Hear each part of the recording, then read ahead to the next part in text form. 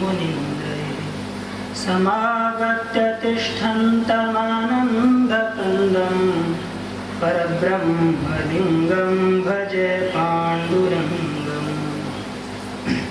सङ्गः सर्वात्मना त्याज्यः सचेत्यक्तुं न शक्यते स सर्वे स कर्तव्यः सतां संगो हि भेषजम्।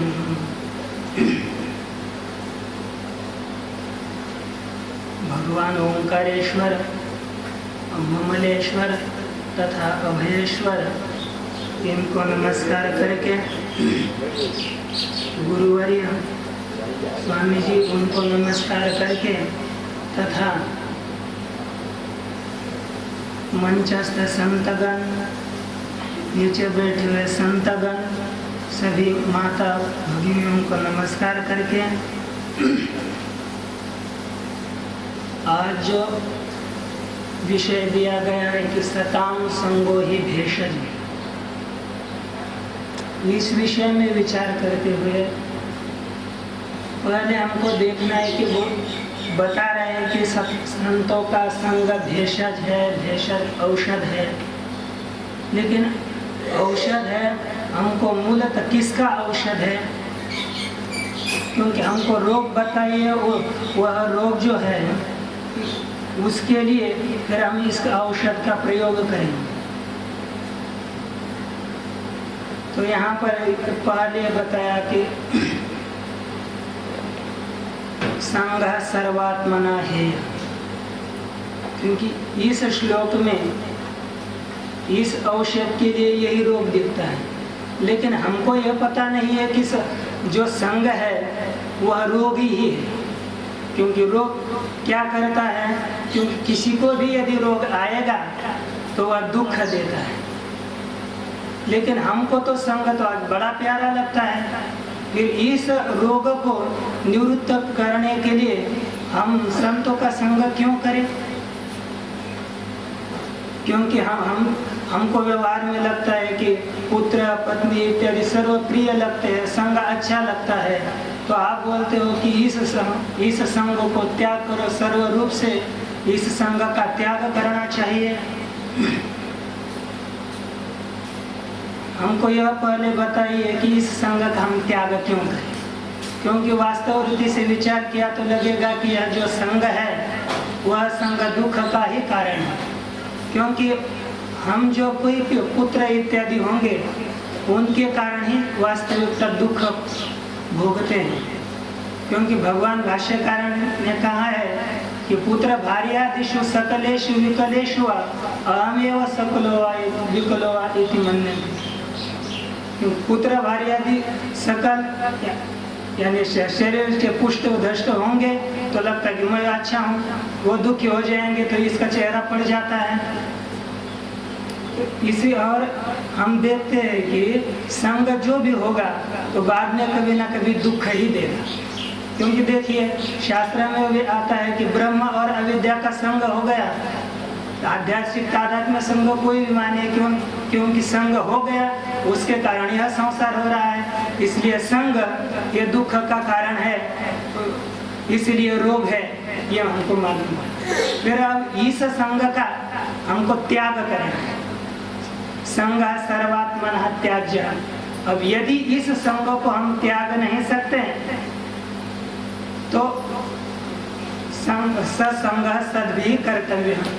फिर संतों के साथ वह संग करने के लिए बताया, और बताया कि वह संग संत संग भेषज है। लेकिन हम विचार करें, अभी आपने बताया कि जो भी संग होगा वह दुख का कारण होगा, फिर आप कैसे कहते हो कि वो संग ही करने के लिए कहते हो?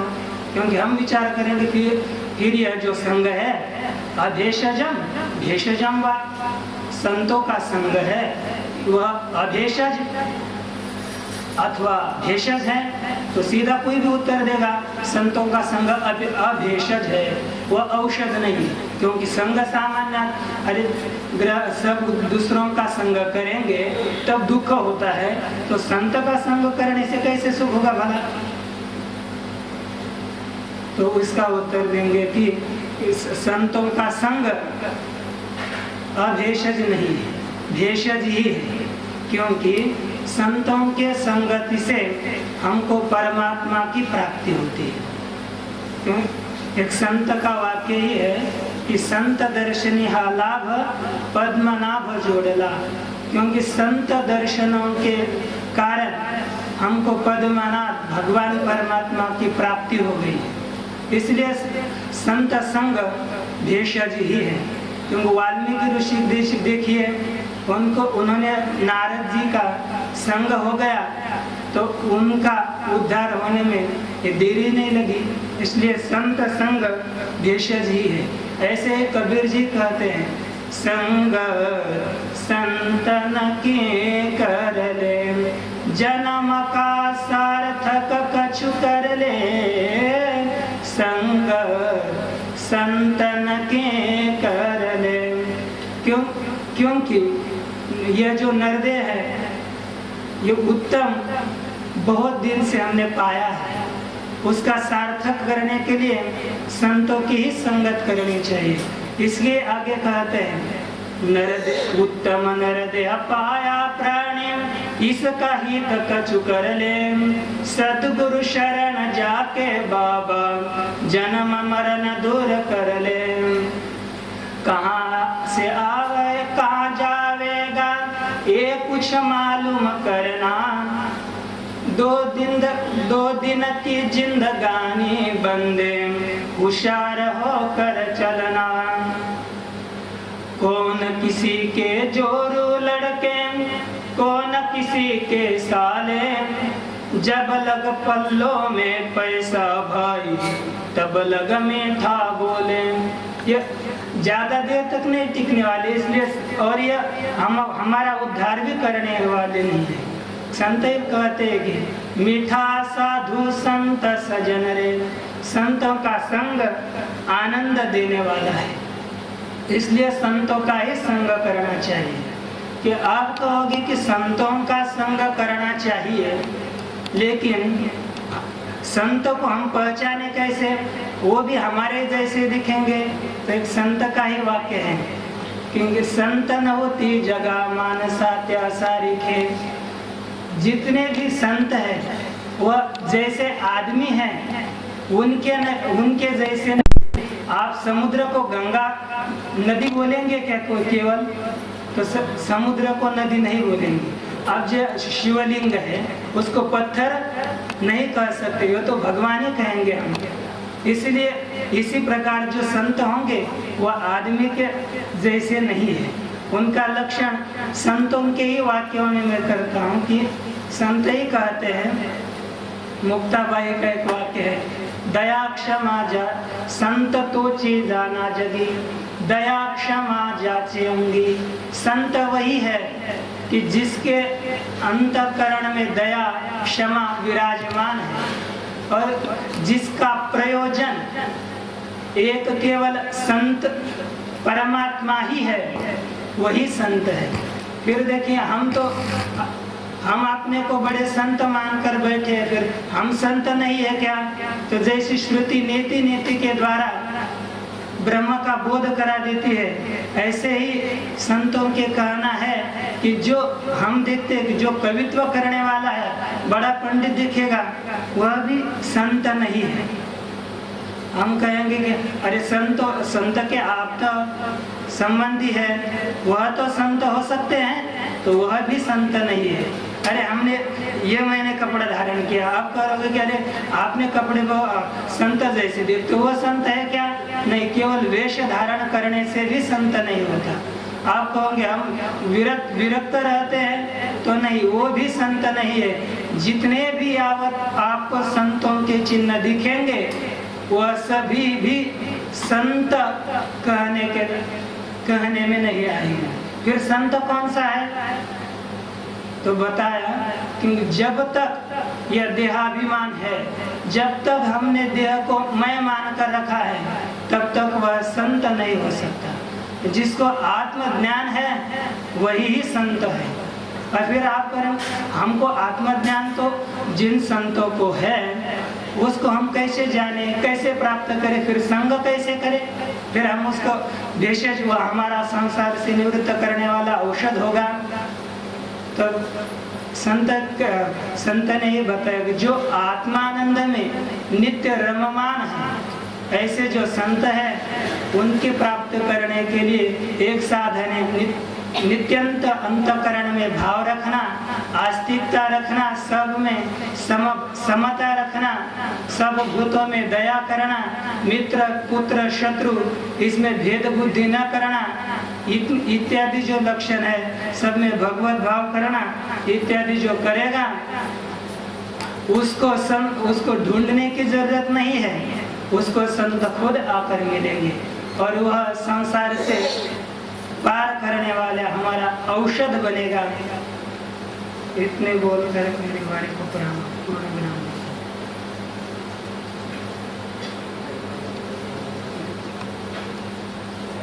क्या है और संत को हम कैसे पहचानें, कैसे प्राप्त करें, इसके लिए उपाय क्या है कि मन में भावना रखना कि हमें संत मिले, दया रखना, क्षमा रखना बताया। एक सूचना है बीच में कि जो लोग बैठे हैं नीचे जिनके पास भी मोबाइल फ़ोन है वो उन्हें कृपया स्विच ऑफ कर दें। बीच में तो विक्षेप होता है पाठ में, प्रसंग में। इसके बाद हमारा सौभाग्य है कि हमारे मध्य में ऋषिकेश पधारे परम पूज्य स्वामी जी श्री स्वामी शांति धर्मानंद जी महाराज विराजमान हैं। बड़े ही विद्वान हैं वे, वेदांत के, आगम के, व्याकरण के, सभी शास्त्रों के पारगामी विद्वान हैं, बड़े गहन चिंतक भी हैं और पूज्य महर्षि के वो शिष्य रहे हैं, उनसे अध्ययन किया उन्होंने, उनका बड़ा भाव है महर्षि के प्रति भी।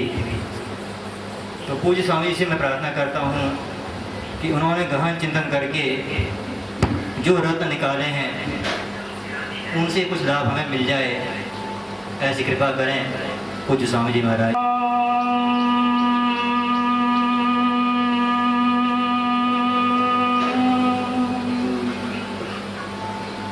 भद्रन्नो अपिवातय मनः, ओम शांतिः शांतिः शांतिः। ओंकार बिंदु संयुक्तम् नित्यं ध्यायन्ति योगिनः, कामदं मोक्षदं चैव। ओंकाराय नमो नमः, ओंकाराय नमो नमः। सानन्दमानन्द वने वसन्तम्, आनन्दकन्दं हतपापवृन्दम्,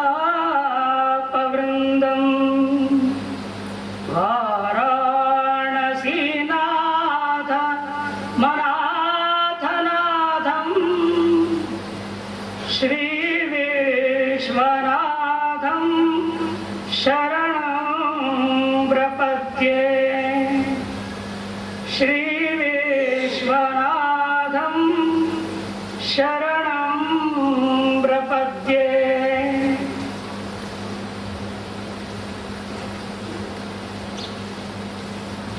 स्वान्तः परिकल्पितनन्त ब्रह्मांडांतर्वर्ती परिदृश्यमान इस दिव्य भव्य जगदांतर्गत भगवती नर्मदा माता के तट पर समवस्थित मार्कंडेय संन्यास आश्रम के इस प्रांगण में विराजमान स्वाभिन्न समस्त संत महात्मा भक्तों सभी को सप्रेम ओम नमो नारायणाय। आज का विषय सतां संगो ही भेषजम्, बहुत ही गहन विषय है। प्रातः काल से सुनते आ रहे हैं सत शब्द के षष्ठी के बहुवचन का रूप है सता। सन संतो संतः, संतं संतो सतः, सता सद्भ्याम सद्भिः, सते सद्भ्याम सद्भ्यः, सतः सद्भ्याम सद्भ्यः, सतः सतः सतां सती सतः सत्सु। सता सत एक नहीं अनेक सत का।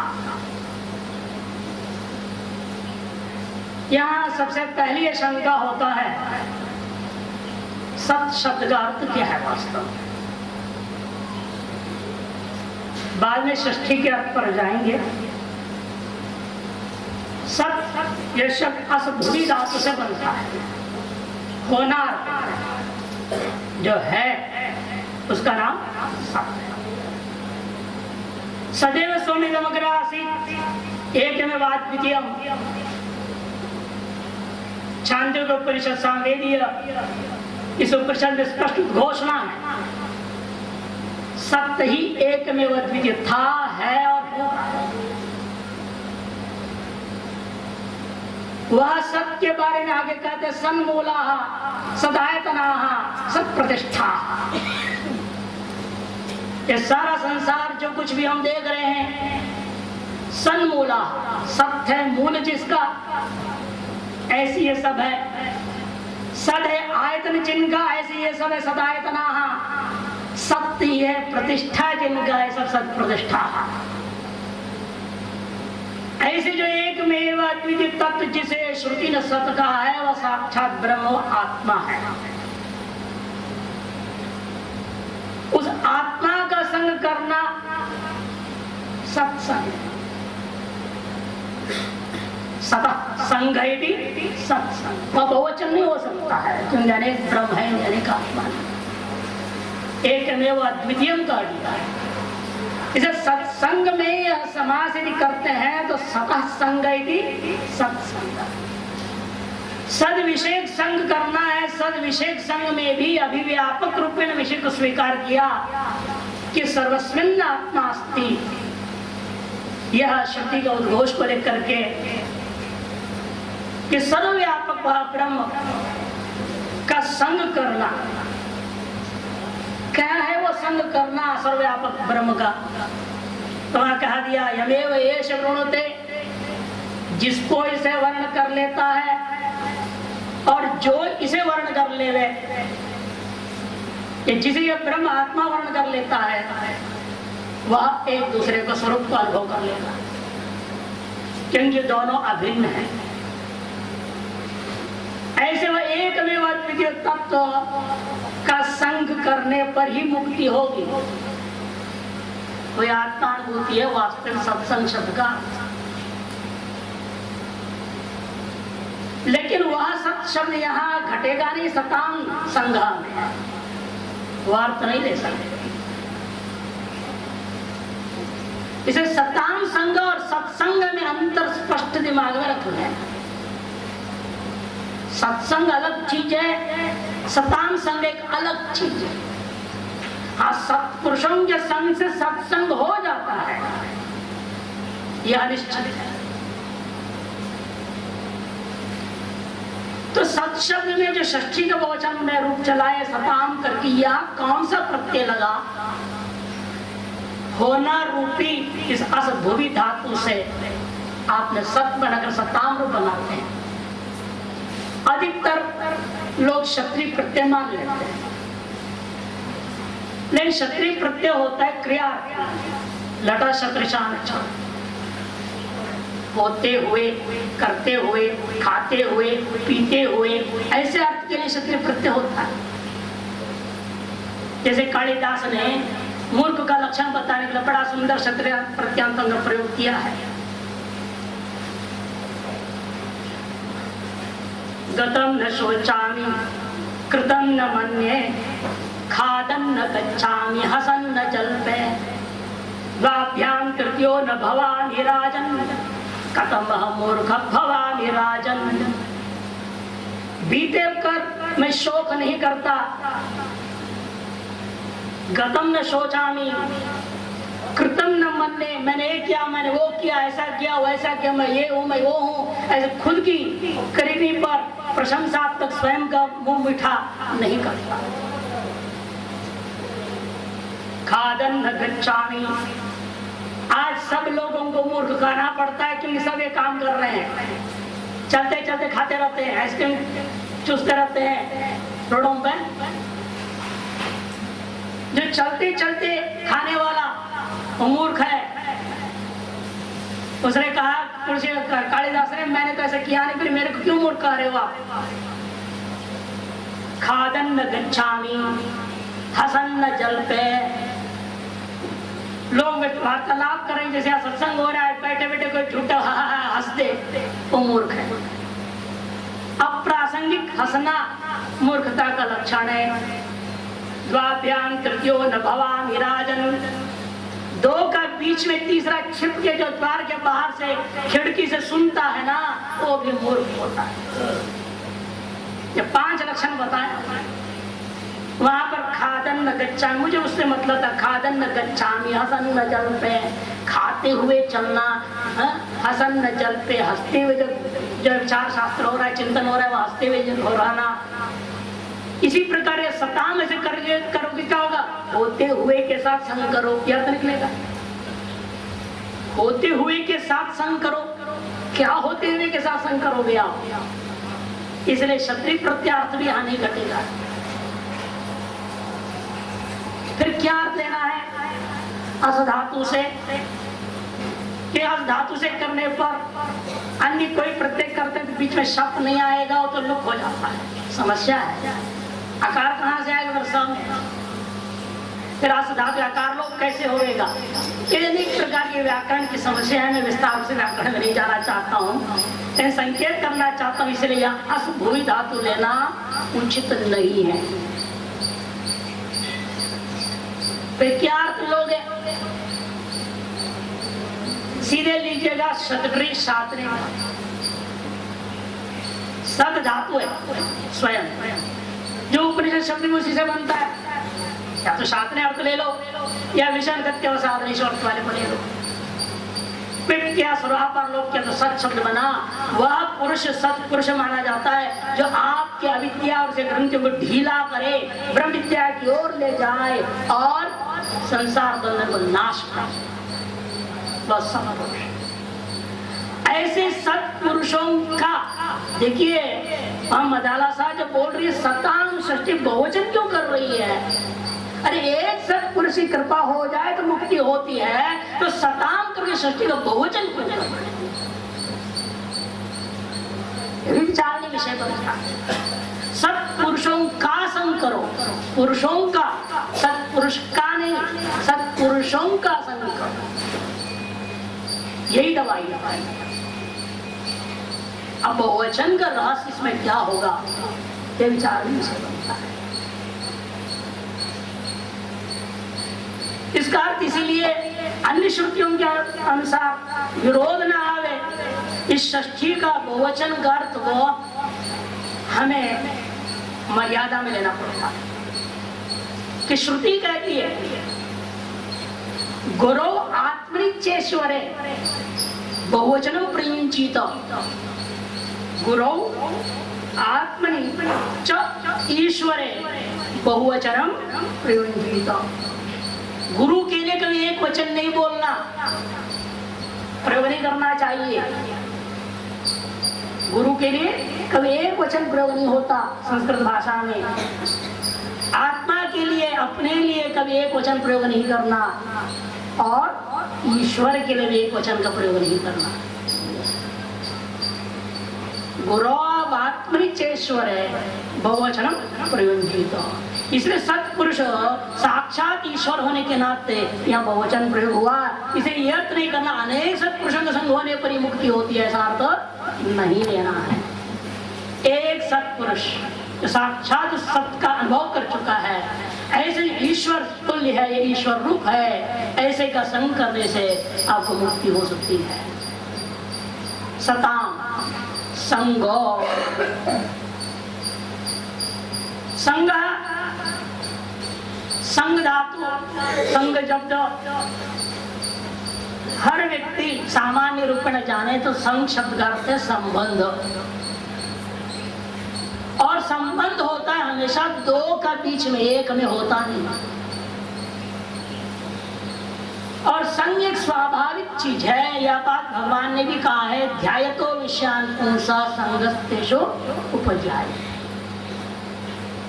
संग तो स्वतः ही उत्पन्न होता ही है।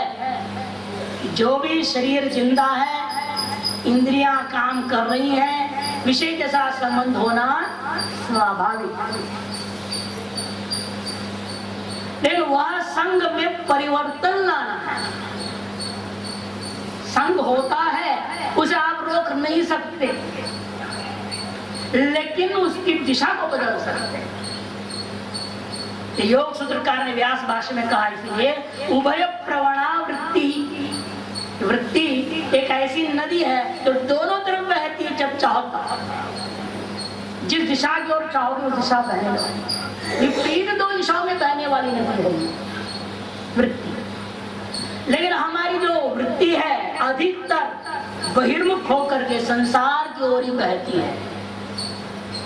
सावधान करते हुए कहते हैं वहां व्यास जी, आप इस बहाव को वहां बहाते हुए को रोक करके अपने अंदर की ओर बहाना शुरू, उस विपरीत दिशा में बहाना शुरू। इसको योग चित्त वृत्ति निरोधा, संसार की ओर रोक दो, बहता हुआ को रोकना और अपने आत्मा की ओर बहाने देना चाहिए। वो कैसे होगा? अनेक साधन बताते हुए अभ्यास वैराग्य निरोधा, ये योग सूत्रकार ने कहा, अभ्यास और वैराग्य से। अभ्यास और वैराग्य के माध्यम से यदि हम इस संग जो कुसंग की ओर है, वास्तव में यह संग जो कुसंगात्मक है, उसको सुसंग रूप में बदलते हुए सत्संग की ओर हम ले जाएं तो अवश्य ही मुक्ति हो सकती है। इसलिए उन्होंने कहा वापस उभय प्रवणा वृत्ति रूपा नदी को अंतर्मुखदार करो, अंतरंग की ओर। संग तो होगा तो, लेकिन वह संग सुसंग हो, माने सत्पुरुषों के साथ संग हो, जिससे सत्संग हो जाता। यह प्रक्रिया को उन्होंने अभ्यास वैराग्य मार्गों के द्वारा वर्णन किया। लेकिन एक तरफ यह भी है, संग का विपरीत है असंग है। जैसे सुबह तो सुनाया भी है, असंग हो यम पुरुष। जो पुरुष क्या है? असंग रूप है। इस असंग रूपता की अनुभूति के लिए भी संग करना जरूरी है। ये बड़ी चित्रता है। देखिए, जैसे कीचड़ में पैर रखे बिना कमल नहीं मिलता, वैसे संग किए बिना असंग नहीं हो सकता। और तो संग करना ही है, तो किसके साथ करनी है? तो बता है सत्पुरुषों के साथ संग कीजिए। और भगवान कहते सत्पुरुष लोगों के संग कर तुमको क्या देंगे? वे आपको क्या देंगे? तक असंग शस्त्र में दृढ़ चित्वा, देंगे तो आपको असंग शस्त्र ही देंगे। संग हो रहा है और संग के माध्यम से असंग रूपी शस्त्र मिलेगा, उसके माध्यम से असंग रूप में आप स्थित हो जाएंगे। असंग रूपी शस्त्र क्या देते हैं? जिसको आपने भेषजम कह दिया। यदि भेषजम का सीधा साधा अर्थ आपने कर दिया दवाई, ठीक है, रूढ़ार्थ आपने ले लिया, स्वीकार है भी, इसे कोई संशय नहीं।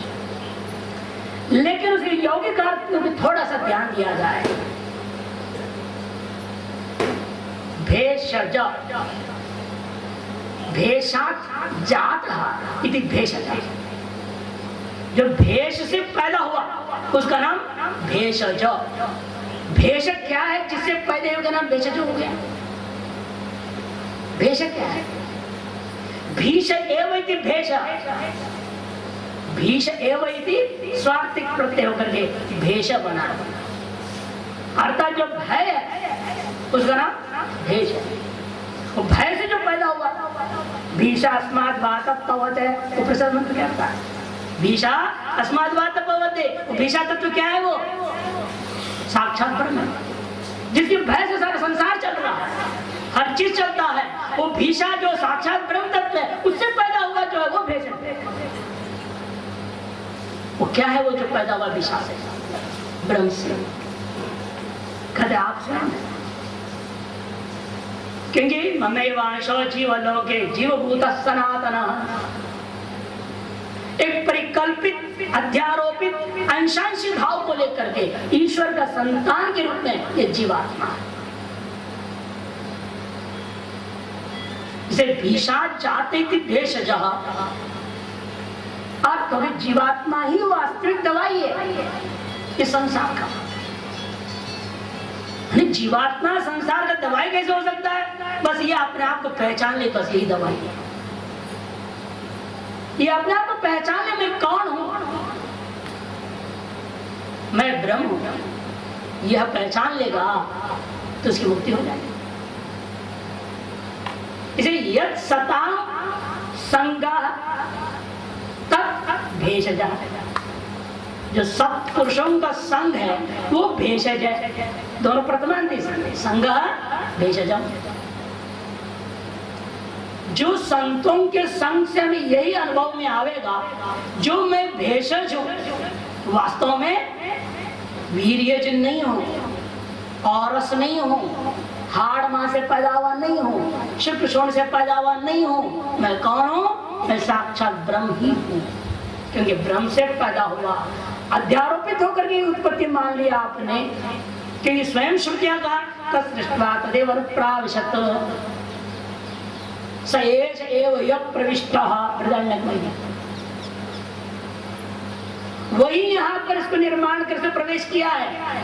इसे शरीर में आप जो मानते हो जीव ने जन्म लिया, उसका अर्थ हुआ साक्षात ब्रह्म ही स्वरूप में प्रकट हुआ। भाषा हर एक दर्शन की अपने अलग अलग हो सकती है, लेकिन सबका अंतिम स्वरूप वह शाक्ताद्वैत या शैवाद्वैत या केवलाद्वैत। शब्द अनेक प्रयोग किए जा रहे हैं, लेकिन वस्तु एक है। वस्तु एक है, नाम अनेक है।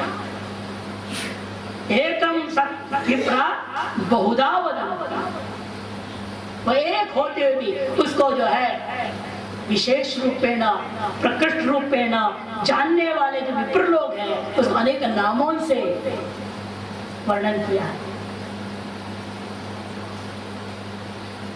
तो सताम संग भेषजम शब्दार्थ पर हम थोड़े बहुत विचार कर रहे हैं। इस शब्दार्थ के पीछे छिपे हुए भावार्थ और लक्ष्यार्थ की ओर चलते हैं। जो भावार्थ तो सवेरे से हम लोग बहुत अच्छी तरह से सुन चुके हैं, समझ रहे हैं कि मदारसा ने अलर्क को जो उपदेश दिया, क्यों दिया, पूरी आपने संक्षिप्त कहानी सुनी हुई है, इसे उस कहानी में न जान।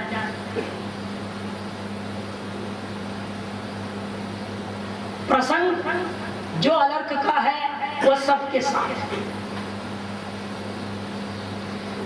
साथ प्रतिक्षण या धोखा हो रहा है।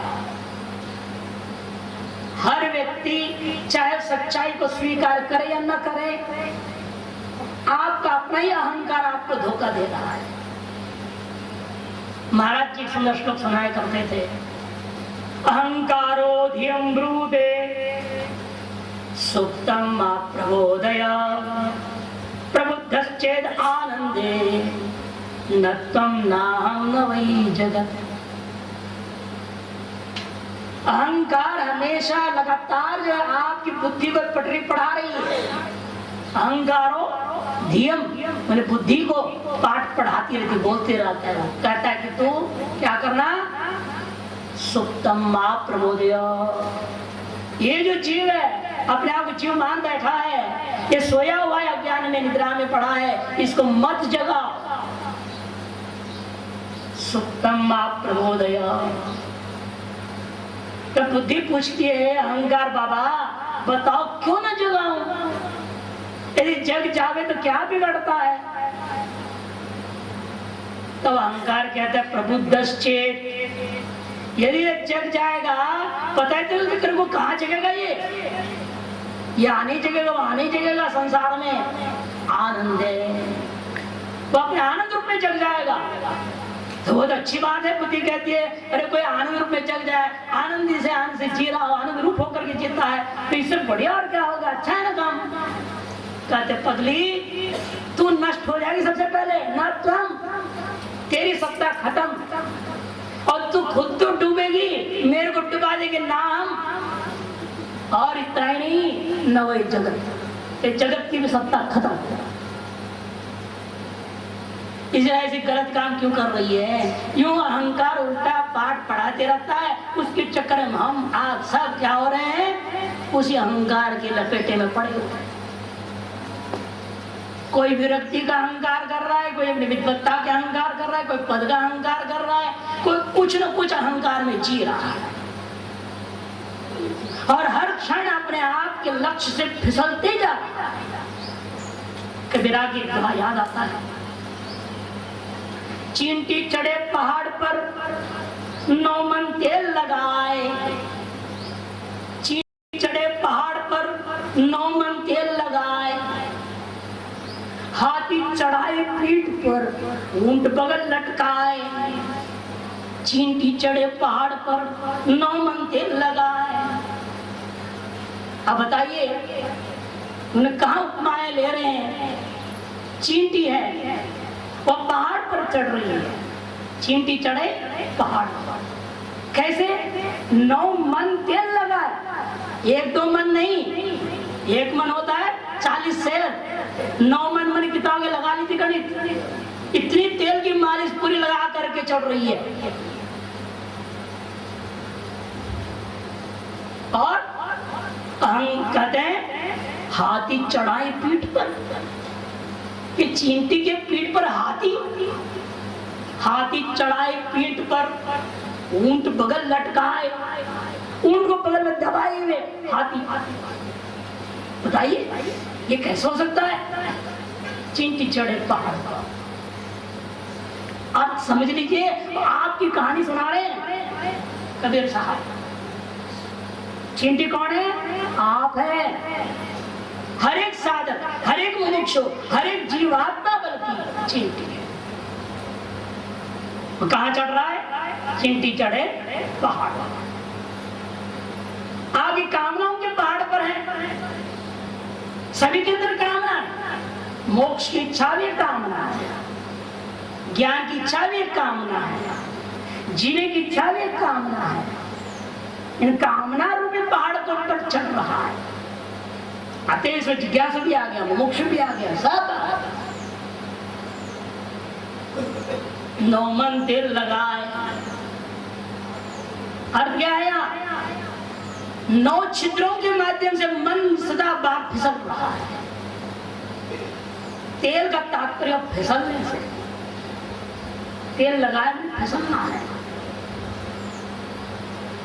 तो 9 छिद्रों के जब नवद्वारे पूरे देही कहा, इन 9 छिद्रों के माध्यम से हमारा मन बारंबार संसार की ओर फिसलता है।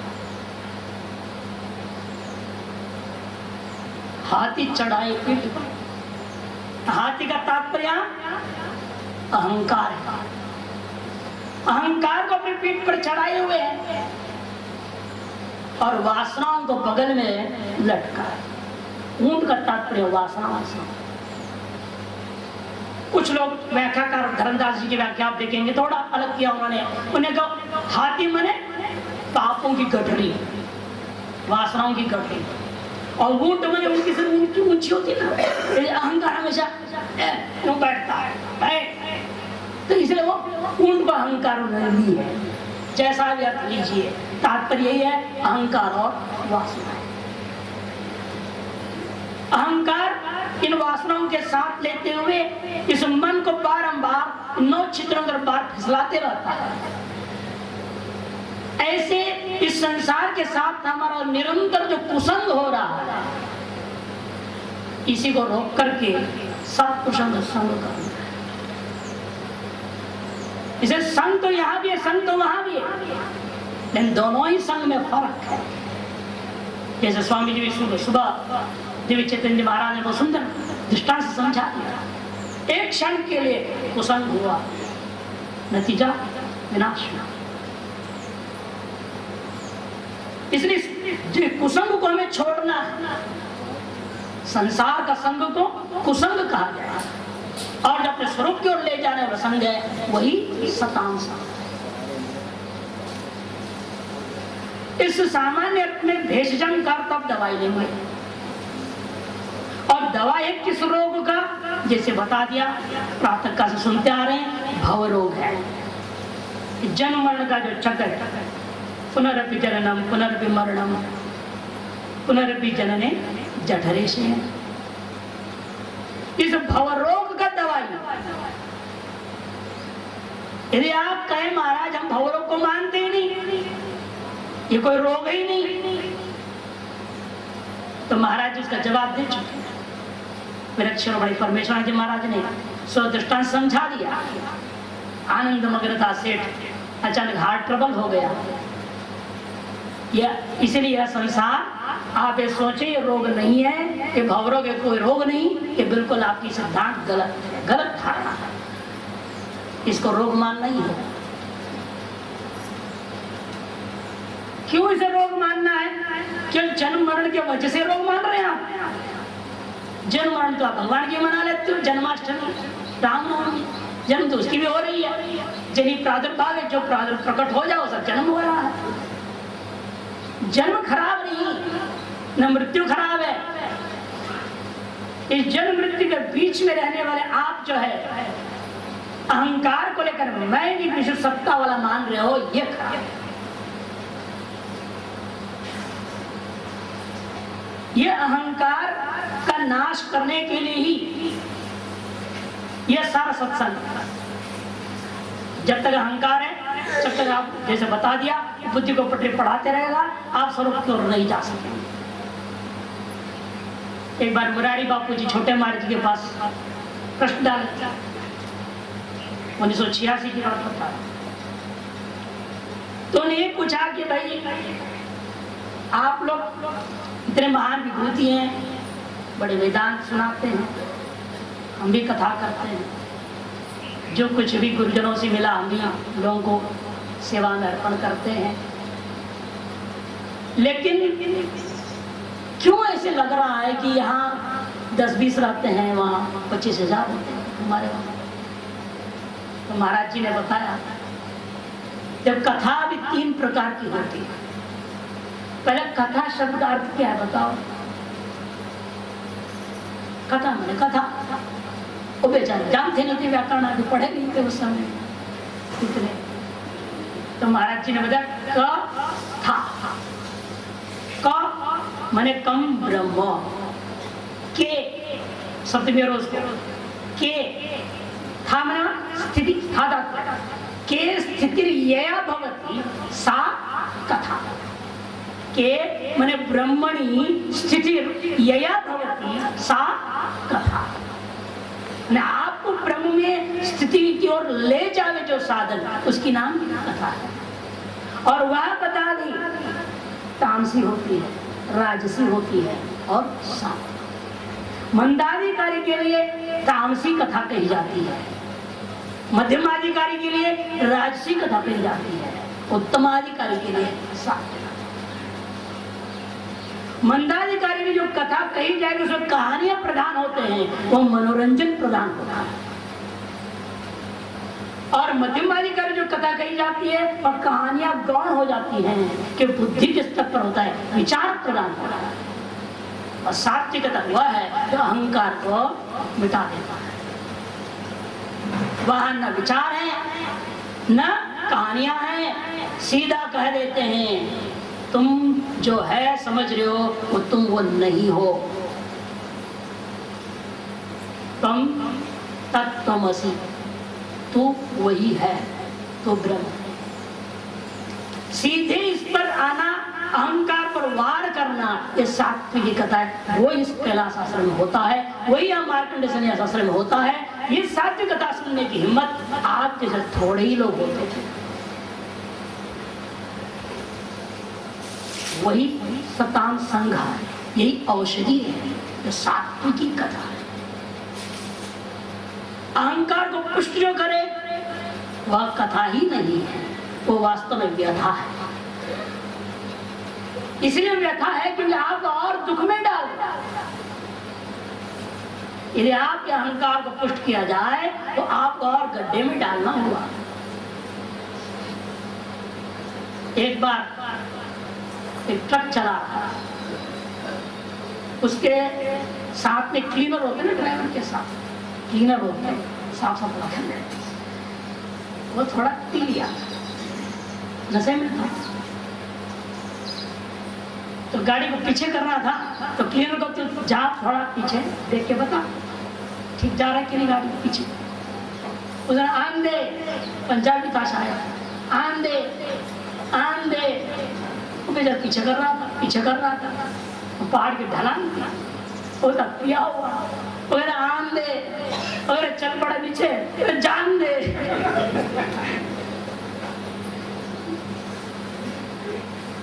वैसे ही हो जाएगा यदि अहंकार को पुष्ट कर लग जाए आपका, हम उसी कोटि में हो जाएंगे, क्लीनर की कोटि में, जान दे गड्ढे में जाने दे। वो सब पुरुषकारी नहीं। सुबह ही वर्णन बहुत सुंदर कर चुके हैं। मित्र का लक्षण, सुहृद का लक्षण बता दिए हैं। उसे बता दिया सत्पुरुष वह है जो अहेतु की हित को चाहे, बिना कोई प्रत्युपकार की अपेक्षा के हित को चाहे। ऐसा जो व्यक्ति होगा वही आपके अहंकार को नष्ट भी कर सकता है। उनके संग, उनके पास में बैठने मात्र से ही आपको वह अनुभव में आने लगे। ऐसे महापुरुषों में से हैं जिनकी आप पंचम निर्वाण महोत्सव मना रहे हैं, प्रत्यक्ष रूपेण विद्यमान भले ही न हो, वो सत्पुरुष भले व्यष्टि रूपेण हमारे समक्ष नहीं है, किंतु आप जानते हैं भेषज का जो यौगिक अर्थ लिया गया था तद्रूपेण सभी की आत्मा के रूपेण विद्यमान है। इसीलिए यमेव एष विरुद्ध दौड़ किया आचार्य शंकर ने भाषण, जिसे ये आत्मा वर्ण कर ले तो उसका कल्याण हो जाता है। अतः जो आत्मा का वर्ण कर लेता है उसका भी कल्याण। हमारे अंदर यदि हमारी बुद्धि, हमारे अहंकार, हमारे मन में यदि आपका तो हमारा सामर्थ्य नहीं है कि हम आत्मा के शरण में जाए, हम आत्मा को वर्ण करें। जैसे भवानी कहती है भगवान शिव को वर्ण कर ली, क्या कही हो? साधयामि, बतावा या तो मैं कार्य को सिद्ध कर रहूंगी या भले 10,000 जन लेना पड़े तो शिव को ही मैं वर्ण करती हूँ। इतनी दृढ़ संकल्प के साथ मैं आत्मा का ही वर्ण करूंगा, किसी और का वर्ण नहीं करूंगा। नचिकेता जिसे दृढ़ विरक्त पुरुष हो उसी में भले ही संभव होता हो, सभी में संभव नहीं होता। इसीलिए हमारे दूसरा पक्ष ज्यादा श्रेष्ठ है, जिसको आत्मा जिसको वर्ण कर ले उसका भी कल्याण होता है।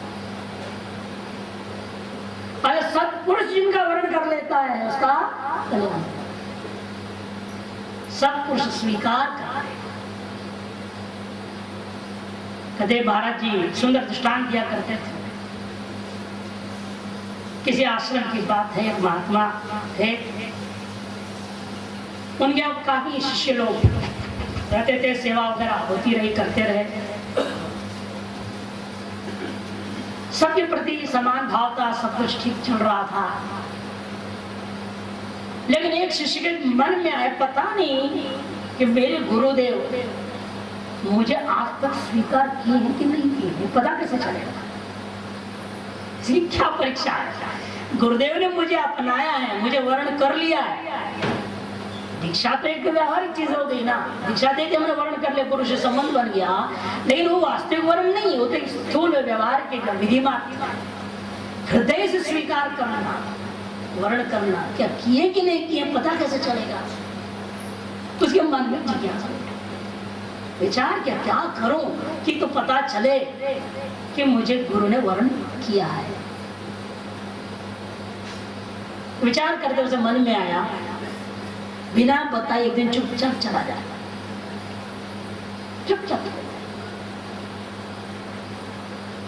फिर ऐसे ही 2-4 दिन के बाद के मन में जो दृढ़ हो गया बात, एक ही तरीका है, बिना बताए यहाँ से चले जाने पर पता चलेगा कि गुरु मुझे चाहते कि नहीं चाहते, मुझे वर्ण किए कि नहीं। वो चला,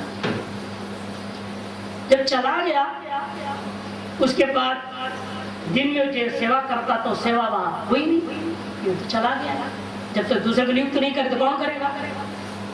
पता चला अमुक सेवा नहीं हुई, कोठारी को सूचना, कोठारी ने महात्मा जी के पास जाकर बता दिया, महाराज अमुक व्यक्ति नहीं दिख रहा है, वो सेवा नहीं हुई, इसका मतलब कहीं लोग। तो पता लगा, सामान्य व्यवहार में जैसे होता है, गुरुजन कहते पता लगा, चार बार पता लगा, कहीं नहीं पता चला। गुरु जी कमरा बंद कर लिए, ध्यान से देखने लगे क्या हुआ कि अचानक क्यों चला गया। तो इनमें जो विचार ईश्वरी कृपा से हुई वो भी बाहर चला गया आश्रम से। सब बोला लोग देखते रहा, मैं अभी आ रहा हूं। और वो वहां से करीब 3 कोर्स दूरी पे जाकर के बैठा हुआ है। फिर वहां पहुंचा और पूछा, तू क्यों अचानक आ गया बिना किसी को बताए? अरे अपने कार्य दूसरों सौंप के तो आता। कहते गुरुदेव मेरा जीवन सार्थक हो गया। कहते क्या कह रहे हो? बस आपने हमें वर्ण कर लिया, ये निश्चय हो गया है। यदि आप वर्ण न किए हो तो रहे थे, कितने आ रहे जा रहे क्या फर्क पड़ता है? आश्रम में तो ये हाल है ना, कितने आ रहे जा रहे, बाढ़ आई चली गई नर्मदा, महात्मा भी आए और चले गए, क्या फर्क पड़ता? यदि गुरु ने वर्ण किया है तो उसकी चिंता रहेगी, जब तक वो मुक्त न हो तब तक उसकी चिंता है। बनारस की बात एक बार ऐसे ही हमने अपने विरक्त गुरु जी से पूछा, कृष्ण जी महाराज जी से, महाराज आप दीक्षा क्यों नहीं देते? वो किसी को दीक्षा नहीं देते, दीक्षा क्यों नहीं देते? उन्होंने कहा फंसना है तो दे दो, सीधी शब्दावली थी उनकी, फंसना है तो दे दो। कहते महाराज जी तो दिया करते हैं। अरे उनकी लीला बात है, कहते उनकी लीला की बात मत पूछो, तुम्हारे अपनी सोच और हमारे बारे में पूछो। कितने सरल भाव से उन्होंने बता दिया। माने किसी को स्वीकार करना शिष्य रूप में इतनी आसान खेल नहीं है। ये वर्ण किया का मतलब उसकी मुक्ति निश्चित हो गया। यमेव एष समय पूरा हो गया। ओम पूर्णमदः पूर्णमिदं पूर्णात् पूर्णमुदच्यते पूर्णस्य पूर्णमादाय पूर्णमेवावशिष्यते। ओम शांति। सत शब्द का अर्थ क्या है, सत्संग क्या है, और वास्तव में अहंकार हमारा बड़ा शत्रु है, वही हमें फंसाता है संसार में। और वास्तव में तो जो सत्पुरुष हैं वो जिसे वर्ण करते हैं उसका उद्धार होता है, पर वो हमारा वर्ण करें इसके लिए हमें भी प्रयास करना ही पड़ेगा, तभी वो कृपा करेंगे। इसके बाद मैं कुछ शब्द कहना चाहूँगा इस विषय में। विषय सब जानते ही हैं कि मदालसा ने अपने पुत्र को उपदेश किया कि संग सर्वात्मना त्याज्य सचेत त्यक्तुं न शक्यते ससद्भि स कर्तव्य सताम संगो ही वेशजम। ये संग त्याग क्यों करना है? तो देखिए हम सब मनुष्य हैं, सबका उद्देश्य है परमात्मा की प्राप्ति, और शास्त्र कहता है परमात्मा है असंग। अभी सुना आपने, असंग एवं पुरुष वो असंग है। असंग क्यों है भाई? शास्त्र कहता है वो तो अकेला है, कोई दूसरा हो तो संग बने, संबंध बने, पर शास्त्र कहता है नेह नास किंचना, एक परमात्मा ही है, दूसरा कुछ है ही नहीं, तो संग कहाँ बने? और यदि आप कहें कि महाराज जगत दिखता इतना बड़ा, तो मान लो व्यवहार में, पर फिर भी ये जगत क्या है? सच्चा नहीं है, उसमें कल्पित है, और कल्पित वस्तु का संबंध कभी बनता नहीं। जैसे आप जाते हैं रेगिस्तान में, रेत दिख रही है, पानी नहीं है, सूर्य की किरणें पड़ रही हैं, दिखता आपको, भ्रम होता है यहाँ पानी है, पर क्या उस पानी से वो रेत गीली होती है? नहीं होती। तो जो कल्पित संसार है इससे आत्मा का संग नहीं बनता। तो ऐसा तो परमात्मा है जो हमारा लक्ष्य है। अब यदि उसे हमें पाना है तो हमें क्या करना होगा? जितने भी संग हैं उनका त्याग करना ही पड़ेगा, तभी हम असंग हो पाएंगे और उस स्वरूप में स्थित हो पाएंगे। संग कहाँ होता है? स्थूल में देखें तो संग बाहर रहता है, विषयों का संग रहता है, हमें ये चाहिए, ये हमारा है, ये वस्तु मेरी है, ये संग है। उससे और अंदर आए, ये मेरा पुत्र, ये मेरी पत्नी, ये मेरा भाई, ये मित्र, इनका संग रहता है, इसे त्यागना पड़ेगा। और इतने से काम नहीं चलेगा। इसके बाद ये शरीर है, उसमें प्राण, इंद्रियां, मन, बुद्धि, ये सब शास्त्र कहता है कि ये तुम नहीं हो, पर हमने मान रखा ज्ञान से यही मैं हूँ, ये मेरे हैं, यही मुख्य संग है। तो इस संग को भी छोड़ना पड़ेगा, तब जाके जो हमारा परमात्मा हमारा स्वरूप ही है उसमें हम स्थित हो पाएंगे। परंतु जो सामान्य साधक हैं शुरुआत के, उनके लिए संग त्याग संभव नहीं है। तब क्या किया जाए? तो बात बताई कि भाई ये संग है संसार का, शरीर का, यही रोग है। और एक जो संग है संतों का, सत्संग, वही इसकी औषधि भी है। बात लगती विचित्र, पर बात ठीक ही है कि एक जो संग है संसार का वो है रोग, और जो संत लोग हैं, सत्पुरुष हैं, उनका संग है इसकी औषधि। इसलिए यदि हमें असंग होना है तो पहले कर्तव्य यही है कि हम प्रयास करके सत्संग प्राप्त करें, और जितना दुसंग है, कुसंग है, उसका त्याग करें। नारद जी, उनका एक ग्रंथ है भक्ति सूत्र, वहाँ कहते हैं दुस्संग सर्वथैव त्याज्य। जो कुसंग है उसका बिल्कुल त्याग करना ही चाहिए यदि कल्याण चाहते हैं तो। ऐसा क्यों कहते हैं? देखिए, हम जीव हैं, हमारे कितने जन्म हुए पता नहीं हमें, हमारे अंदर गलत अच्छे सब संस्कार हैं, और कुसंग मिलता है तो जो संस्कार गलत है उनको बल मिलता है, ऊपर आते हैं। ये मन देखिए बड़ा विचित्र है। जैसे हम देखते हैं पानी को, पानी ऊपर रख दें आप तो कहाँ जाएगा? स्वभाव से नीचे जाता है। ऐसे मन का स्वभाव है नीचे, मतलब संसार में जाना, ऊपर नहीं जाता है। और एक कुसंग मिल जाए, वो होता है उसका उत्तेजक, और बढ़ाएगा संसार में उसको।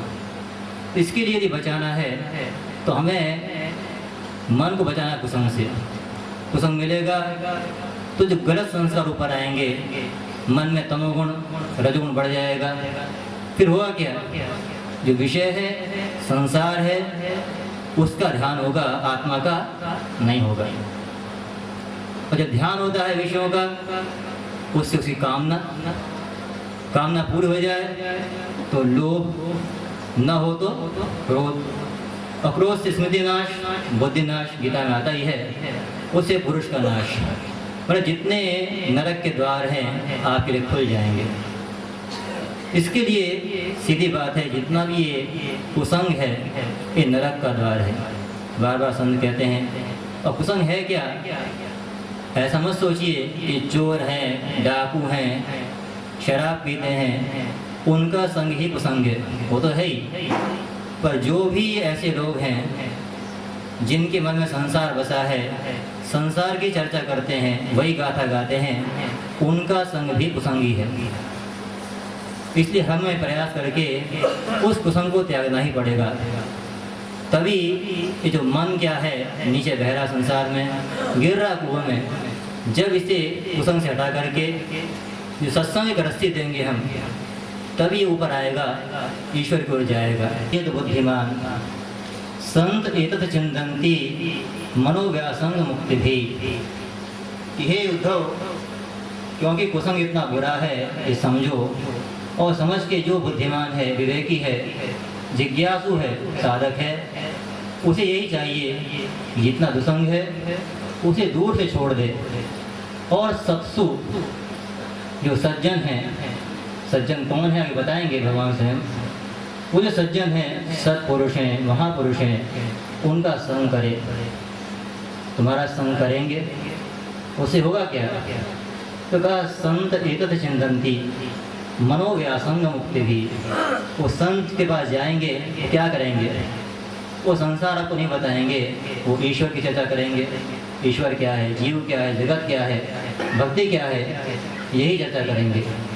और इस चर्चा से जितने आपके मन के आसंग हैं, संबंध जुड़े हुए हैं, आसक्तियां हैं, उनका नाश होगा और वही मार्ग है कल्याण का। तो जिज्ञासा होती है महाराज उद्धव जी को कि संतों का संग करें, तो संत है कौन, उन्हें पहचाने कैसे? तो भगवान ने कहा संतोरपेक्षा मच्चेत्ता प्रशांता समदर्शिना निर्ममा निरहंकारा निर्द्वंदा निष्परिग्रह। कि देखो भाई संत कैसे होते हैं, अनपेक्षा, जिन्हें कहीं संसार में कोई अपेक्षा, कोई कामना, इच्छा नहीं है। हम लोग क्या चाहते हैं, ये मिल जाए संसारी चीज तो मैं सुखी हो जाऊं, ये मिले तो मेरा दुख दूर हो जाए। पर संत स्थित अपने आनंद स्वरूप में, उन्हें संसार में कोई अपेक्षा ही नहीं है, वो आत्मा में तृप्त हैं, संतुष्ट हैं। तो संसार का कोई पदार्थ खींचता नहीं है, कोई अपेक्षा ही नहीं है। और यदि अपेक्षा नहीं है महाराज तो मन कहाँ जाएगा? का मत चित्ता। जब बैठते ध्यान में तो मेरा ध्यान करते हैं, अपने स्वरूप का ध्यान करते हैं, और जब आते व्यवहार में तो मेरी कथा का, नाम का श्रवण करते हैं, कथन करते हैं, कीर्तन करते हैं। कहाँ लगा है वो शांत नहीं होगा। और परमात्मा कैसा है? वो एक रस है। श्रुति कहती है शिवम शांतम अद्वैतम। वो तो शांत है, प्रशांत है, एक रस है। तो जिसका मन वहाँ लग गया, जिसकी वहाँ स्थिति है, उसका मन प्रशांत हो जाता है, पूर्णतः शांत हो जाता है। जो ऐसा व्यक्ति है वही क्या है? संत है। वहाँ कोई विक्षेप नहीं है। और इसके साथ ही समदर्शी, क्योंकि भगवान तो सर्वत्र सम है। ऐसा नहीं कि चींटी की आत्मा कोई बड़ी हो, विशेष, छोटी हो, और हाथी की बड़ी विशेष हो, विद्वान की आत्मा बड़ी विशेष हो, मूर्ख की छोटी हो।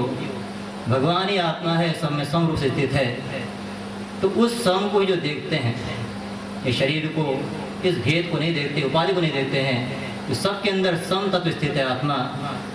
वो देखने का इनका स्वभाव है, वो है समदर्शी, और वही संग हैं। और बताया कि जितने ये मम होता है, अपने भाई बोलते थे सबकर ममता ताक बटोरी। संत वही है जिन्हें संसार में हर जगह से, चाहे पुत्र हो, पत्नी हो, चाहे दुकान हो, कहीं भी हो, जिसे हम मम मानते हैं, वहाँ से मन हटा लिया है, वही संत है। और साथ ही मैं गृहस्थ, मैं विद्वान, मैं सन्यासी, ये जितने अहंकार होते हैं इस संघात को लेकर के, जिसने त्याग दिया है वही संत है। और मानस में लिखा है कि संत हंस गुण गही पय परिहरि बारी विकार। संत कौन है? तो हंस होते हैं। जैसे हंस दूध को पकड़ लेता है और जल को छोड़ देता है, ऐसे संत जहाँ भी देखते हैं वो गुण को ग्रहण करते हैं और दोष को समदर्शी, क्योंकि भगवान तो सर्वत्र सम है। ऐसा नहीं कि चींटी की आत्मा कोई बड़ी हो, विशेष, छोटी हो, और हाथी की बड़ी विशेष हो, विद्वान की आत्मा बड़ी विशेष हो, मूर्ख की छोटी हो। भगवान ही आत्मा है, सब में सम रूप से स्थित है। तो उस सम को जो देखते हैं, ये शरीर को, इस भेद को नहीं देखते, उपाधि को नहीं देखते हैं, तो सबके अंदर सम तत्व स्थित है आत्मा। वो देखने का इनका स्वभाव है, वो है समदर्शी, और वही संग हैं। और बताया कि जितने ये मम होता है, अपने भाई बोलते थे सबकर ममता ताक बटोरी। संत वही है जिन्हें संसार में हर जगह से, चाहे पुत्र हो, पत्नी हो, चाहे दुकान हो, कहीं भी हो, जिसे हम मम मानते हैं, वहाँ से मन हटा लिया है, वही संत है। और साथ ही मैं गृहस्थ, मैं विद्वान, मैं सन्यासी, ये जितने अहंकार होते हैं इस संघात को लेकर के, जिसने त्याग दिया है वही संत है। और मानस में लिखा है कि संत हंस गुण गही पय परिहरि बारी विकार। संत कौन है? तो हंस होते हैं। जैसे हंस दूध को पकड़ लेता है और जल को छोड़ देता है, ऐसे संत जहाँ भी देखते हैं वो गुण को ग्रहण करते हैं और दोष को त्याग देते हैं। तो जो ऐसे पुरुष हैं, बहुत लक्षण कहे गए हैं भागवत में, गीता में, सुबह आपने सुन चुके हैं महापुरुषों से कि कौन संत है। तो उनको ध्यान करके हम पहचान सकते हैं कि संत हैं या नहीं हैं। तो जो ऐसे संत हैं उनका संग करें। तो ठीक है महाराज, संग करेंगे, वहाँ मिलेगा क्या हमको? कि जीव की ये प्रवृत्ति है, वो कहीं भी प्रवृत्ति करता है वो पहले पूछता है इससे होगा क्या, मिलेगा क्या। तो कहा महाराज वहाँ कुछ संसार नहीं मिलेगा, वहाँ तो क्या होता है, तेषु नित्यम महाभाग महाभागीषु मत कथा, कि वो जो संत हैं उनके मध्य तो जाओगे तो निरंतर प्रतिदिन वहाँ मेरी कथाएं होंगी।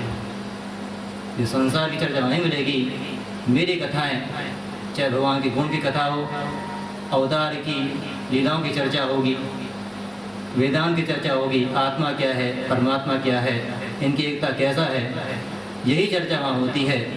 और यही चर्चा जो हमारे मन का मैल है, अरे मैल क्या है मन में, कोई धूल तो है नहीं वहाँ पर, जो पाप है, काम है, क्रोध है, यही मैल है मन का।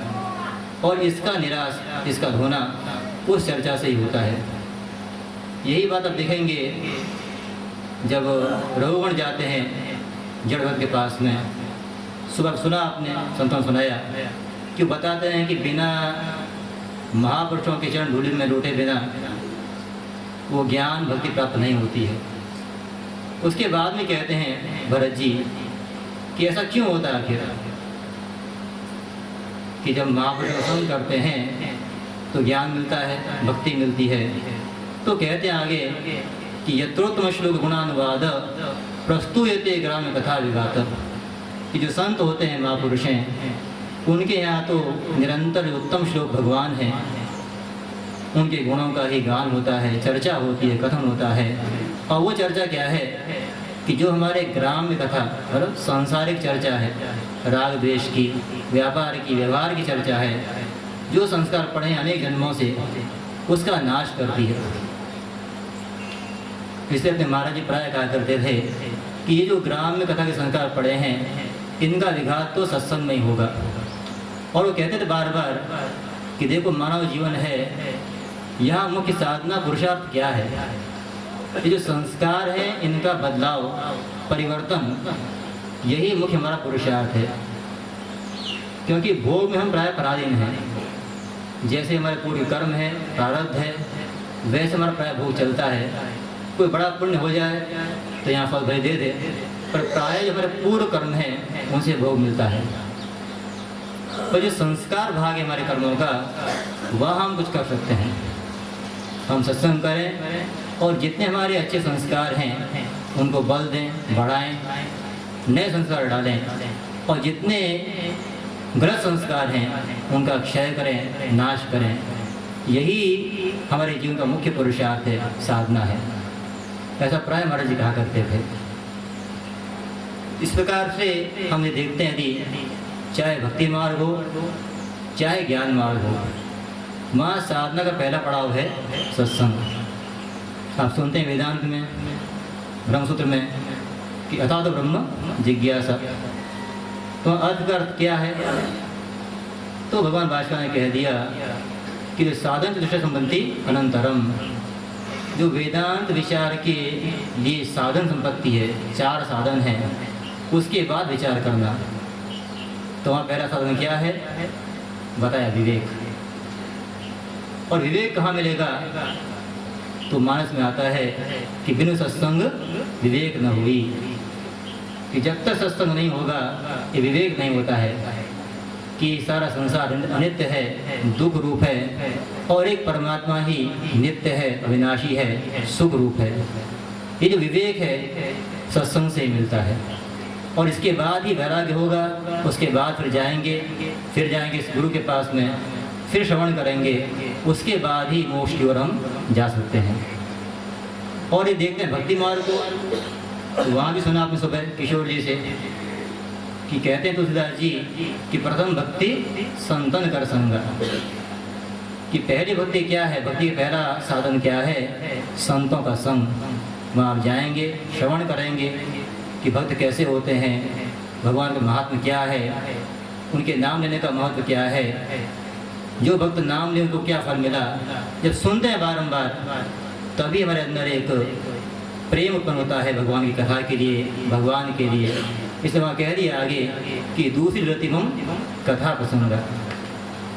जो सत्संग करते हैं उसके बाद ही फिर वास्तव में प्रेम कथा के लिए, भगवत भजन के लिए पैदा होता है। तो इसलिए चाहे भक्ति मार्ग हो या ज्ञान मार्ग हो, दोनों में ही मुख्य साधन है पहले सत्संग।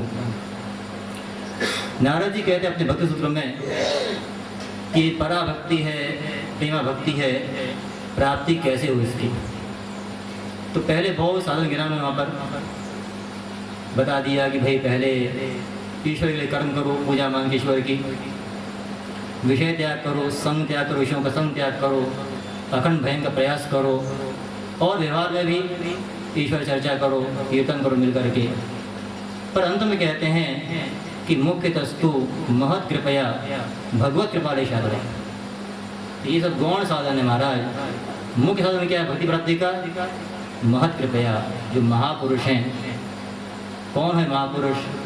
जिसने जान लिया ईश्वर को अपने आत्मा रूप से जान लिया है, जिसका कहीं राग नहीं, द्वेष नहीं, इस देह में अहंकार नहीं है, ममकार नहीं है, जो करुणावान है, सर्वभूतेते रताः।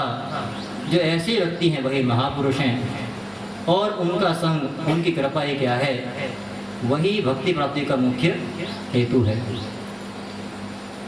और एक बात समझिए, अपने महाराज कहते थे कि जो भगवान की कृपा है और संत कृपा है उसमें कोई भेद भी नहीं है। क्यों? क्योंकि भगवान भी प्राय करके कोई अपवाद छोड़ दिए भले, नहीं तो स्वयं नहीं आता कृपा करने। वो जो उनके भक्त हैं, संत हैं, उनके द्वारा कृपा करता है। वो कैसे करता है? तो पूज्य महर्षि सुनाते कई बार कि देखो संत कौन होता है। अभी बताया स्वामी ने कि जिसने इस देह का अहंकार और ममता छोड़ दिया, ये मैं नहीं हूँ, वही संत है वास्तव में। और जब छोड़ दिया फिर ये देह किसका हो गया? शरीर, वो तो हो गया लावारिस। और जो भी चीज़ होती है लावारिस, किसकी होती है? सरकार की संपत्ति है वो। तो ऐसे जो संत का शरीर है वो संपत्ति है ईश्वर की, सरकार की। और जो ईश्वर है वो अपने प्रयोजन के लिए उस संत के शरीर से काम लेता है, उसके द्वारा ही जो अनुग्रह करता है, कृपा करता है। इसलिए जो कृपा भगवान की है वो संत के द्वारा ही प्रकट होती है, अभिव्यक्त होती है। तो ये कृपा जब मिल जाए हमको यदि उनकी सेवा से, संग से, तो शीघ्र ही भक्ति प्राप्त हो जाती है। तो उपाय तो सरल दिखता है, पर नारद जी कहते हैं आगे इतना सरल भी नहीं है। आगे कहते हैं नारद जी कि महसंगस्तु दुर्लभो अगम्यो अमोघश्य। ये बात सुबह आई थी, स्वामी जी बोले थे सुबह। इसे विचार कर थोड़ा कि संग दुर्लभ क्यों भाई? एक बात तो यह है कि मन जो हमारा है जीव का, वो प्राय रहता है संसार में ही, जाता नहीं ईश्वर की ओर, संतों की ओर, सत्संग की ओर। कभी चला जाए तो भी अब काल का प्रभाव है। इस वेश में अनेक ऐसे लोग आ जाते हैं, संत है नहीं, पर जिनका बड़ा नाम है, आडंबर है, तो प्राय साधक वहीं फंस जाता है। और किसी प्रकार कृपा भगवान की हो, संत मिल भी जाए, तब भी कुछ ऐसे दोष रहते हैं मन के अंदर कि वहाँ श्रद्धा नहीं बनती। गुण में दोष दे देता है, असूया करता है। हमारे कोई संत हैं, उनका चेला कोई, उसे डांट रहे हैं, क्रोध कर रहे हैं उसके हित के लिए, और गया भगत ने देख लिया, क्या कहेगा? अरे ये कैसे संत है भाई, ये तो क्रोध करते हैं, ये तो संत है। गुण में दोष देख रहा है, इसलिए कह दिया संत संग क्या है, बड़ा दुर्लभ है। इसलिए कहते हैं तुलसीदास जी कि राम कृपा बिनु सुलभ न सोई। राम कृपा हो, हरि कृपा हो, अथवा बड़े भाग पाए सत्संगा, अपना पुण्य हो, भाग्य हो और ईश कृपा हो, तभी ये सत्संग सुलभ होता है। अच्छा सुलभ हो जाए, श्रद्धा को हो जाए, तब भी क्या होता है? कई बार ये कृपा का अगम्य, सत्संग कर रहे हैं पर कृपा प्राप्त होती नहीं। क्या क्यों नहीं होती है? तो दो ही मुख्य दोष हैं। एक जीव का अहंकार श्रद्धा कर ली, मान लिया, गुरु भी बना लिया, पर अहंकार का त्याग नहीं करता। जो पूर्ण शरणागति है, समर्पण नहीं कर पाता है, और इसीलिए जब तक ये नहीं होगा तब तक कृपा का प्राप्ति नहीं होती। और दूसरी बात है कामना। लोग प्राय जुड़ते हैं संतों से, पर क्या चाहते हैं कि ये कामना पूरी हो जाए और ये समस्या हल हो जाए। जब तक ये भाव रहेगा तब तक संत की कृपा नहीं होती है। भले आपको संसार मिल जाए, कृपा नहीं मिलेगी। इसलिए बोल दिया कृपा क्या है, मिलने पर भी अगम हो जाती है, मिलती नहीं है। पर यदि हम अहंकार छोड़ दें, नम्र हो जाएं, सेवा करें और संतों श्रद्धा करें पूरी, तो कृपा मिलती भी है। और यदि मिल जाए तो कभी व्यर्थ नहीं जाती है। भले ही आज उसका फल न दिखे हमको, कुछ दोष हैं, प्रतिबंध हैं, पर जब वो कृपा प्रकट होती है तो उसका फल अवश्य मिलता है। इसलिए कह दिया कृपा कैसी है, अमोघ है। और एक बात मैं बताऊंगा अंत में नारद जी की ही, कि नारद जी बड़े भक्त हैं। जो लिखे ये बातें अपने सूत्र में, उन्होंने तो पढ़ के सुन के नहीं लिखी हैं, ये उनका स्वयं का अनुभव है। ये कथा आदि भागवत में स्वयं नारद जी सुनाते हैं अपने व्यास जी को अपने पिछले जन्म की कथा, कि व्यास जी मैं पहले जन्म में एक दासी का पुत्र था। मेरी माँ दासी थी ब्राह्मण के घर में। वहाँ एक बार जो है कुछ संत पधारे महापुरुष, और वहाँ वो चातुर्मास किए। नारद छोटे थे, 5 वर्ष के बालक थे, पर बड़े शांत थे, सेवाभावी थे, नम्र थे। तो जो ब्राह्मण थे उन्होंने उनको रख दिया सेवा में, संतों की सेवा करते थे, झाड़ू मारें, जल ले आए और बैठ के शांति से कथा सुने। कुछ दिन बीत गए तो देखा संतों ने बालक योग्य है, जिज्ञासु है और इसके अंदर योग्यता है, तो कुछ कृपा उनके अंदर करुणा आ गई। एक दिन कह दिया कि जो उनका खा के बचा था उच्चिष्ट झूठा, वो दे दिया प्रसाद के रूप में। अब कृपा से उनकी कैसे हो जाए पता नहीं। नारे जो खाते हैं प्रसाद और खाने के बाद में जो उनके दोष थे मन के कट जाते हैं, उनके अंदर एक कथा श्रवण की प्रेम रति पैदा हो गई। कथा सुनते थे, वो बैठते थे और बैठते उनको अश्रु आते थे, प्रेम हो गया। जब संत जा रहे थे तो नारद को उपदेश कर दिया मंत्र का, भजन कैसे करें, ईश्वर का स्वरूप क्या है, उपदेश कर दिया। नारद के हम साथ में जाएंगे, कहा नहीं तुम्हारी माँ है, यहीं रहो।